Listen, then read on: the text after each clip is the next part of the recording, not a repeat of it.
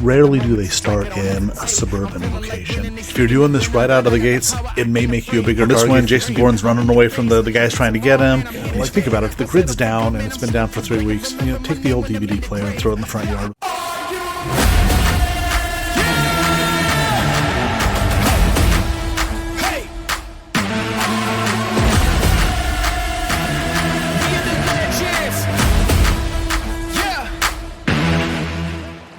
Hey guys, welcome back to the Suburban Response channel. I'm Will. If you're new, welcome. We hope you find the information useful that we share here, and we hope you'll share it with a friend.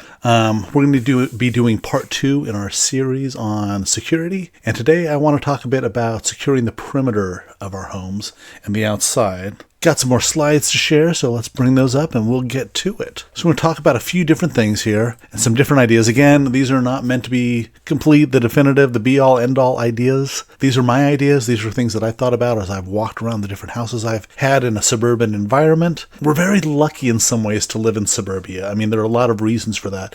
But when you think about it, when chaos ensues, when bad things start happening, when riots occur, rarely do they start in a suburban location. Usually those are going to be in urban environments, which is not great. I'm not thrilled when they happen, but it buys us some time out in suburbia to start thinking about what we need to do and getting things ready so that, God forbid it does come our way, we've got some options and we can take care of our family. We can help, protect and defend our property to the best of our ability. There are some advantages to living in suburbia. So I just want to make sure that we're talking about things from that perspective. That was kind of the idea with the channel. So let's get into it. Okay, so this scenario, I know last time we talked about in kind of the first episode of this series, trying to make things look like they were normal on the outside of the house. So we're defending things from the inside. We're kind of putting things in place to protect ourselves. But from the outside, everything looks like it did every other day of the year. In this scenario, I want to consider maybe this is something like if I go back to my high school days, the LA riots. What if those had crept out longer than they did? Now we're in week 3. Things have bled out of downtown LA and they've moved into the suburban areas. That might be more of a scenario where some of this stuff is going to come into play. Now we're not so concerned about exactly hiding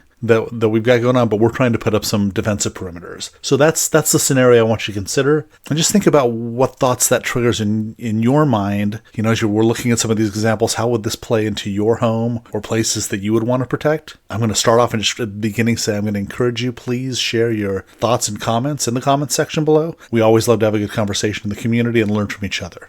Okay, so let's start off and talk about some things that we want to do. We want to block our entrances to the house. So some ideas are barricading doors and porches. If we've got cars, we live in suburbia. Sometimes we're blessed and fortunate to have more than one car. Maybe we can use some of those cars as a barrier, especially if they're, we can't move them or we can't use them to get where we need to go. Can we throw some patio furniture at the back door to kind of help block that off and make it a little less accessible? Can we pull stairs down off of a deck? And I'll get into a scenario. I thought about that here as we get to that example. So here again, my brilliant graphic design here. So if this is our house here, maybe we've got a couple of cars, so let's think worst case scenario for a second here. What if there's an EMP and our cars aren't working? What if we're out of gas and we can't move them? Here's another option. We can get the family together, we can put the cars in neutral and move them around and try and make a barricade. This is a little more in your face. This says I'm trying to protect something. This is not incognito mode. So just consider, is this the right time to do it? Are you the first one in the neighborhood to do it? I don't know that you want to be that house. I think if we're going to start doing some of this stuff, if there are neighbors that we're on the same page with, maybe we start doing this stuff together. If somebody's had an unfortunate event up at the front of the neighborhood, let's do what we can to help them out. But maybe at that point, then it's time to start setting up some of this stuff. If you're doing this right out of the gates, it may make you a bigger target because people might look at that and say, I wonder what they're trying to protect. What are they defending? Just something to consider. I'm not saying it's right or wrong, but just, you've got to think through these things and decide when and where and how this is going to work best. But we can take cars. We can easily make a blockade in front of a house or a garage door in front of a front door. I've got a little Honda Fit that I could about back up right in front of my door and block the stairs leading into the front of my house. This is one of the cars that my kids have to use. If I needed to, I'm not opposed to using it that way. So you got to figure out what's going to work and how that works. But this is just an idea. Okay, so This is a picture from World War I. I liked it because I feel like sometimes extreme examples help make a point. This would look pretty ridiculous in suburbia, but if things were this bad and we needed to pile some stuff up, think about what could you take if you got a sliding glass door at the back of your house. They're great. You can look through them in the morning, have your coffee, whatever, eat your breakfast, and enjoy the scenery that comes with living in suburbia a lot of times. But that's also a really weak point in the house. If people are trying to get in or might want to get in to take our things or to harm our family or do other things like that. So what can you throw up up in front of that to discourage people from trying to come in that way. If you had a pile of, old furniture or something like that, patio furniture, whatever you've got in front of it, that's a lot of stuff to pull down. It's a lot of noise. It's drawing a lot of attention to somebody. Maybe that's not the best choice. Maybe that's not something they want to do now. This is just one example, but think about what options do you have if you needed to barricade a door, especially something like a sliding glass door in the back of your house, just to discourage people from trying to use it as an entrance. Windows. All right, so this isn't a new idea. This has been around for a long time, but what do you have planted underneath your windows? There are a lot of options you can do with a house. Roses are great. There are other bushes that are hard to get through, other things that have thorns that you can plant under a window that will look nice, but they're also not fun to climb through if you're trying to get through a window. I've got a rose bush under one window in particular in my house that might be easy access otherwise. I'll just kind of let that thing grow, and then I'll trim it back when we get to spring and let it start all over again. There are some good options that fit nicely into a suburban environment that don't necessarily have to throw off a lot of signals that you're trying to protect a window or defend your house or keep people out, but are still good. I mean, robberies still happen in suburbia. So consider things like that. Are there bushes or things that you could put there that would be good just to have there year round that would help discourage people from coming in specific windows that might be easier to access? So we talked about this in the last episode in the series, but I'm going to bring it up again. Consider getting some security film to put over your windows. You can get this in clear, or you can get it in kind of a mirrored finish so it helps reflect the sun, and maybe that helps with lowering air conditioning costs in the summer. But yeah, you can put this on, and it makes it harder to smash through a window. I'm sure it's not completely undefeatable. I think the idea behind this is that if somebody hits it with a hammer once, and then twice, and then 3 times, yeah, they might keep trying, but they might also decide that just something easier is around the corner, and maybe they should move on. So just think about it. The idea here is, again, we're trying to protect our family. We can replace windows.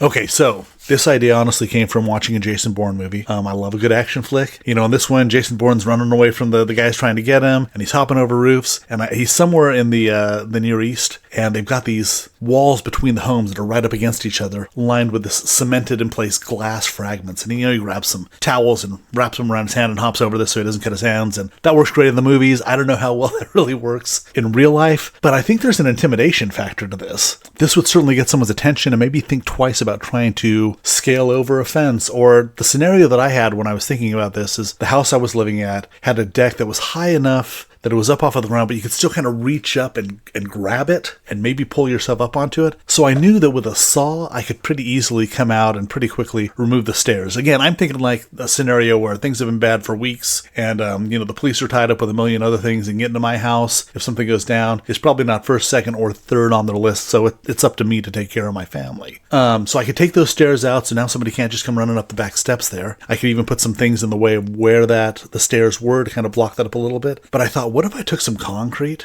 and just did a little layer around the outside and the inside of this? And if I saved up all my old, jalapeno jars and marinara jars and Coke bottles and things like that, I could wrap those up in a cloth and bang them with a hammer once and kind of see what pieces I get out of that, and stick this in the cement and just kind of line the deck with this. Now if somebody wants to reach up and grab that, they really got to think twice about where they're putting their hands and if the juice is really worth the squeeze at that point. So again, it was just an idea I had. It might be effective. I think it would certainly be a deterrent. The other example here is boards with nails in it. So the thought I'd had is, sometimes you've got a window that you can't get a rose bush under. I've got one that's got an HVAC unit under it that if somebody really wanted to, they could hop up on that and then they could try and climb in through a window there. So how do I make that less appealing? And my thought was, if I could take some boards, maybe I want to measure out around the windowsill on the outside of the window and cut boards to length. I could pound a bunch of nails through this, and then when the time came, I've got those ready to go, and I can just screw them into the windowsill, and now I've got a trim all around the window with a bunch of nails. Honestly, I would kind of love it if I had some rusty nails, because I think tetanus would suck.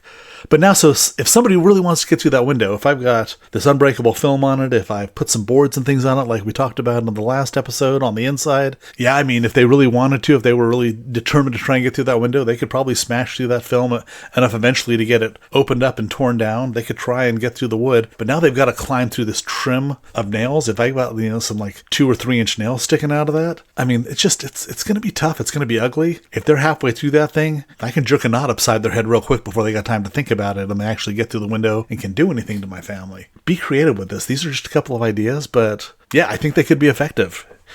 Okay, so let's talk a little bit about line of sight. So we're talking about now, we're in our house, we're looking out, what can we see, where can't we see things? Gonna get into my awesome graphics again here. So, all right, on this one, here is our house. I don't know what kind of house this is I'm designing. It looks like it's a single family studio house. But we've got a garage door here in my scenario. Maybe we've got a window, a back door, a front door, and a couple windows over here. This is our road up here. We've got a road here. We're living on the corner. We've got a fence around our backyard. So just trying to tell you what I'm picturing here as I'm trying to draw this image for you. We've got a few bushes out here that are in the yard. Nice little things that we have. So let's look here. The green circles, these are all places we can see. I can look out the back door and I can see most of the backyard. I can come out this window or this garage door, whatever it is, and I can see things there. So I've got some places that I can see pretty easily, but then I've also got places that I can't see. If this is a fence, I can't really see what's going on the other side of a 6-foot fence necessarily. Doesn't mean I want to take the fence down. Maybe it's still kind of a good perimeter security. So what can I do to kind of help keep that up and protect myself and kind of cover some of these spots where I can't necessarily see, but I got to work with them because it's what I've got and it's where I'm living right now. So here are some ideas that I came up with. The first one was denying cover. I forget where I saw this. This is not an original idea, but I really liked it. You could take a length of garden hose and you could wrap it around, say, the trunk of a tree, maybe leave it a little loose, and you could even cut it off and grab some of these little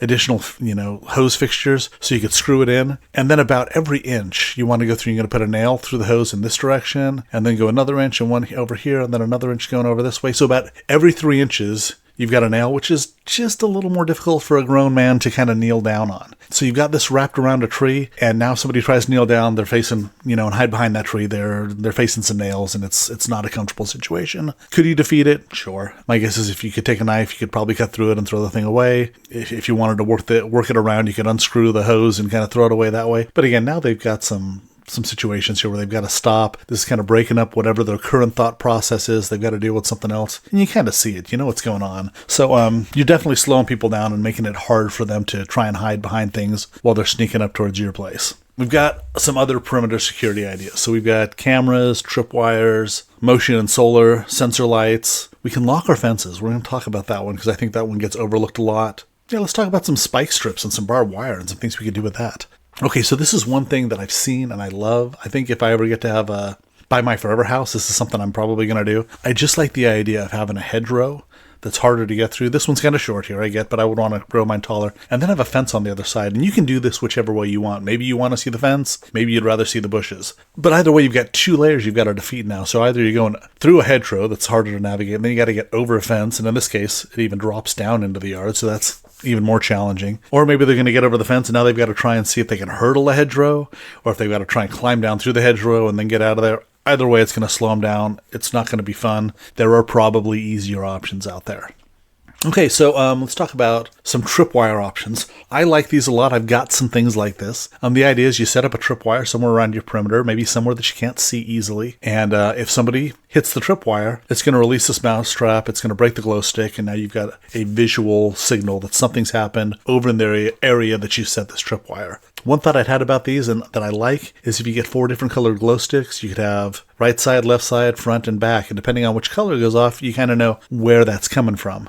So I like that it's a visual cue. If you could have this set up, so if you had maybe a place where you're posting up, if you're doing a night watch because things are really that bad, you could have this somewhere in front of them, maybe outside the house where they could still see it. And if something gets tripped, they know which way they've got to go look and where they got to check things out first. So I like the idea of it. Okay, so on this one, I like these, but I'm going to put a big asterisk on this one. Check your local state laws wherever they apply in your area. Check your laws. There are usually laws in the United States against setting a booby trap that could seriously harm or kill somebody. For the purposes of this channel, we're not doing that. The way that these are talked about and the way that they're marketed is exactly how we're going to talk about them here, and that is that these things can be loaded with blanks. Now at this point, we've got a visual signal with the glow sticks. Now we're adding an audio signal as to where things might be happening or where somebody might be approaching from. So this is an example up top here that I found on eBay. You can load these with a 12 gauge blank. They also have some that will work with a .22 caliber blank. And again, so you load things up, you put your safety pin in. If somebody trips it, the blank is going to go off, and now you've got an audible signal that something's going on over in that direction. This is another version of the same thing. You would load the blank through there, tie your tripwire to this little binder clip, and if the binder clip gets moved enough by somebody hitting the tripwire, you get the audible signal that something's going on in that area. I like that we're combining different senses now, so we've got multiple options to help us be aware of our surroundings and what may be going on beyond what we can see. Again, I'm not here necessarily to judge you. However you choose to use something like this, you are accountable for it. And different scenarios require different responses, but in this example, let's talk about just, making sure we know what's going on and using an audible cue to help us determine if there's something we need to go check out in a certain spot that we can't see. So again, another visual example that we can use to help us figure out what's going on where are solar lights. So these are motion sensor solar charged lights. I actually have this very same 6-pack. They've been up and running around my house for 4 years now. Haven't had a single problem with them. They've been great. So you can put them in different areas, and if something runs through your backyard, if you've got one on each corner, you can tell which direction it's moving in, depending on which light comes on first. This could even be something that if you needed to, you could sit out in the sun during the day, and if you needed to light the house at night. Don't know that I would go with a motion sensor version exactly, but something solar powered, that would be great, that you could set on a windowsill or outside and bring it in at night and still have some light. But again, you can put these around the house, maybe in places that you would have trouble seeing, and that would be a visual cue that something was over there. Okay, so this is a picture of a fence lock. I'm not trying to sell you a fence lock here, but I just wanted to point this out. If you've got a lock like this on your fence, that's great. I love this one because you could put a padlock through here. You've got another option right here. Maybe you wrap some wire through here so it can't move. You could run a zip tie through these two to help hold it tight and together. You've got a lot of different options for how you could discourage people from being able to move this lock. I've been hopping fences since I was a kid. I will admit that gets harder the older I get, but I can still do it if I had to. We realize that we're not totally stopping someone from getting in your backyard just because they can't open the lock, but we're also not inviting them in or making it easy for them. So if you don't have a lock like this, maybe this is an option. You can find something like this. Maybe it doesn't have to have as many options as this, but a couple options. If you could, tie some wire through one side and put a lock on the other side, now you've got two options that they got to worry about. Even if they could cut through the lock, they've still got the wire that's going to trip them up a little bit. But yeah, think about different ways to secure your fence. We're not making it easy for anybody. Okay, so let's talk about barbed wire now. So here were the thoughts I had on this. These are both from a local hardware store that you can find in most suburban neighborhoods. I think you can order these online. I don't know if they have them readily available in the store, but they might. Probably depends on where you live in the country. But I saw two options. They were similar in price. You've got razor wire and you've got regular barbed wire. Now, a few things to point out here. If you put razor wire around your fence, it's going to be noticeable. Maybe that's what you want. Maybe you're just trying to say it's not worth it. I'm that prepared. Don't come to my house. And if that's the cue you want to give off, perfect. That might be the way to go. But the other thing I noticed too is that for $114, you're getting 49 feet of razor wire. But for $5 more, you're getting over 1,300 feet of barbed wire. So some of the things I liked about the barbed wire idea was I could line this right along the top of my fence, and it's going to be very low profile. It's not going to necessarily draw attention the way that razor wire and a big curl of that running along my fence might. But with this much, I could go over that thing 3 or 4 times and make sure I've got barbs all over the place. And then if somebody wants to hop it, they can try. I got no idea if, in the movies, if they throw a big thick wool blanket over there, if that makes it easy. I'm sure it makes it less difficult, but they've got to stop and think about that. Do they have something they can throw over there, or do they want to try and deal with it? And also, with that much barbed wire, just think about how much you might have left over to do other things. If we're at this point, we're not concerned about appearances or what it looks like. You could spider web a front porch with that stuff to make it a lot less impassable. You could run it over windows like bars or things like that to help make things a little more discouraging to try and get through. So you'd have a lot of options. And so for 100,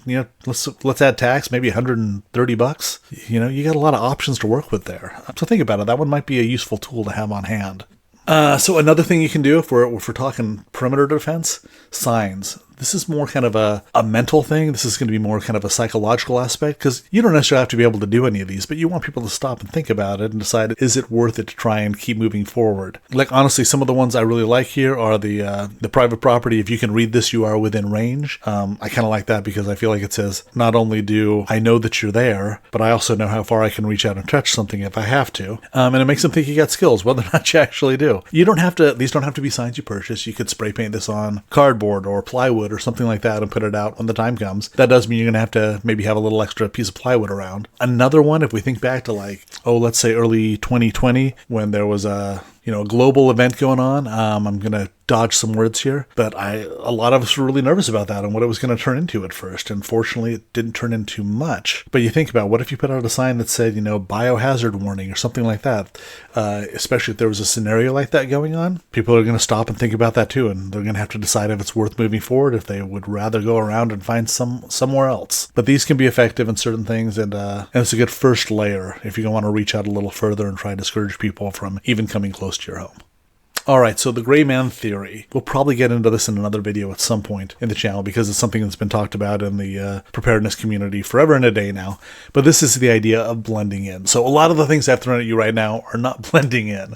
These are things that are definitely making a statement, but they're also serving a purpose. So maybe you want to go a little more gray man and you don't want to be as obvious about some of the things you're doing. I would recommend this book. I get nothing for recommending it, but we want to give Joe Nobody his money. I do think that this book is worth the, roughly $10 that I paid for it. There were a lot of good ideas in here, and I just bought it on Kindle, and then I've made my notes, and so I've got those on paper if I needed them, and my Kindle's not working anymore. Without going into all the things and sharing all of his ideas that he deserves to earn his pay for, at a high level, let's talk about some of the things that I think are worth noting in there. So one of the things that he talks about, kind of like we talked about with putting the cars in the front yard, he talks about, if other houses are getting looted in the neighborhood, think about it. If the grid's down and it's been down for 3 weeks, take the old DVD player and throw it in the front yard with some trash and some other things. If other houses have been looted or people have been dragging things out and trying to scurry away to get on the nearest FEMA truck because they feel like that's where they're going to be safe, maybe you follow suit and you drag some stuff in your front yard. So it looks like somebody from a distance looks at your house. It looks like you've already been looted. There's nothing there worth getting into. So take the things you don't need necessarily and scatter them around the front yard. If you want to try and make it look like your house has been burnt out by a fire,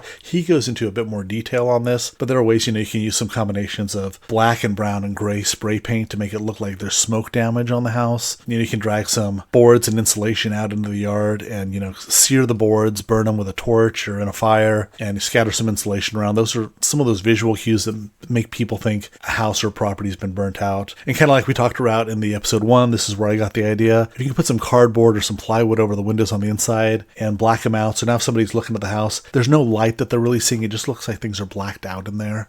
So if you want more of a gray man approach to how do you protect your house from the perimeter and things like that, get the book and check it out. There are a lot of good ideas in there and it's worth the read.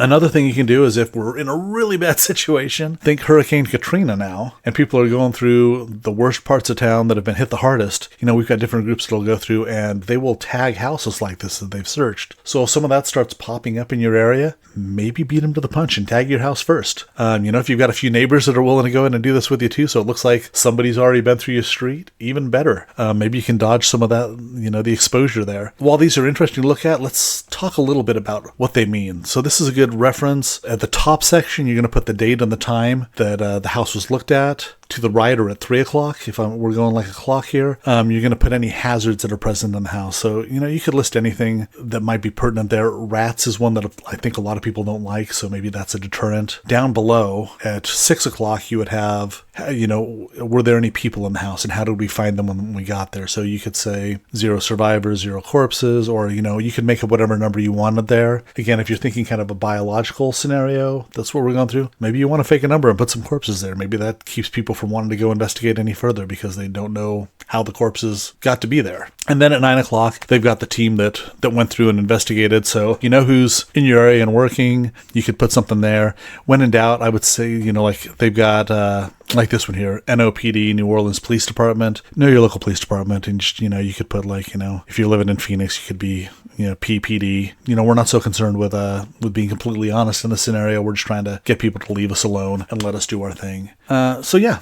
That was my final thought for this and how we could do some of these things. What are your thoughts? I'm hoping that I've triggered some ideas in your head. I would love to see them in the comments below. And let's grow as a community. One of the thoughts I had the other day is, there's kind of an arc that we go through when we start preparing for emergencies. And first, just we've got that feeling of vulnerability. Something has happened in our lives. We've been through some experience and we realize, shoot, I'm not prepared. There are more things I could be doing. So what do? We scramble and we start trying to prepare for everything. And somewhere in that process, we usually hit a low because we realize that we can't be everything. There's no way I can be a doctor and a plumber and a farmer and a soldier and a million other things. As much as I want to try, I can learn a little bit about a lot of those things. But even if I had all the time in the world, you've got to spend time practicing these things. And you get to a point where you just realize that there's no way to do this all on your own. And so that's when we start looking for friends. And we start looking for like-minded people, and we can find those in a lot of different locations, but it's great if we can find them around us, specifically, even better if they're in our neighborhood. And then we can start pulling skill sets together. Do you have, a medical provider, a doctor or a nurse or a dentist or a veterinarian that lives in your neighborhood? Do you have a plumber? Do you have an electrician? Do you have a police officer? There are all sorts of great people that we can make friends with that we don't even have to talk about this stuff, but if we're friends, we can talk when the time comes. And the truth is, I take the approach that I think emergency preparedness is a team sport. I think as much as we want to try and be ready ourselves individually, when the time comes, it's a team sport. All right, guys, I think that's a good place to stop and wrap things up today. Come back again next time. We're going to talk about the next ring of security. We're going to talk about our neighborhoods and what we can do there. I hope that this has been helpful. I hope that it's given you ideas to think about. Maybe it's given you some ideas that we didn't talk about. Please share those in the comments below. Share this with a friend. Please like, subscribe, and follow, and we will see you next time.